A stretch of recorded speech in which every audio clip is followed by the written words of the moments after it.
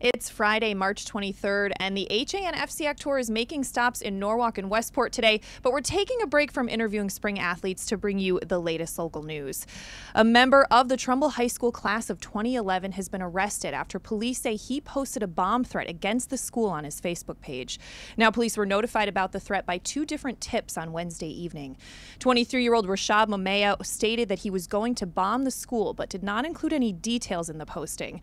Now, other posts included an accusation that Trumbull High was all bullies and made a reference to Aurora, Colorado mass murderer James Holmes, who killed 12 people and injured 70 in a movie theater. Now, when Trumbull police and officials from the fire marshal's office responded to Mamea's residence, they found no explosive materials or incendiary devices and concluded that the threat was not credible. Now, police and fire officials also worked closely with the Board of Education and school security personnel to ensure that the safety of Trumbull High had not been breached during that incident. Mamea was charged with second-degree threatening and second-degree harassment and breach of peace. He will appear in court on March 29th. And a former member of Easton EMS arrested last June by police in Massachusetts for possession of illegal firearms and items to make incendiary devices now faces several charges in Easton, including voyeurism and stealing firearms.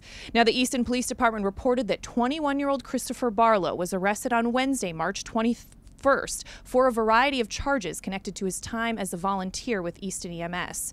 Now, according to police, Barlow is suspected of placing a hidden camera inside of a bathroom of the EMS building. He is also alleged to have taken inappropriate photos of patients who were being transported in an ambulance while they were under his care as an EMT. Now, the two stolen firearms were allegedly taken from a co-worker at EMS.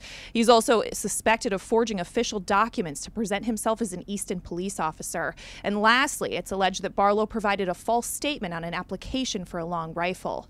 Now, in an investigation that began in the summer of 2017, the Duxbury, Massachusetts Police Department accused Barlow of falsely claiming to be a Homeland Security agent and amassing a collection of guns, ammunitions, explosives, and stolen medical equipment based on an initial complaint from Easton EMS. Now, Carolyn Kearney, chief of Easton Emergency Medical Service, issued a statement this week condemning the actions of that former EMT. She said, in part, first and foremost, we would like to state that at no point in time did we feel the public was in any immediate threat of harm. She said we had observed some suspicious activity on Mr. Barlow's behalf and immediately performed an internal investigation, which eventually involved the Easton Police Department. Kearney also said, as a result of this incident, we've taken a closer look at our application process. So much more on that story at aspetuck.news. And Ridgefield's highest paid employee appears to be headed for the door, but has yet to exit, to the bewilderment and frustration of residents on both sides of that controversy. Board of Education Chairwoman Fran Walton said Tuesday that resignation negotiations with Superintendent Karen Baldwin are still in progress and that the superintendent remains on paid leave. Now, Walton said the board did not retain a lawyer to investigate Baldwin's alleged plagiarism of documents, as they voted to do at the March 9th meeting because they don't wish to incur more legal costs for the district.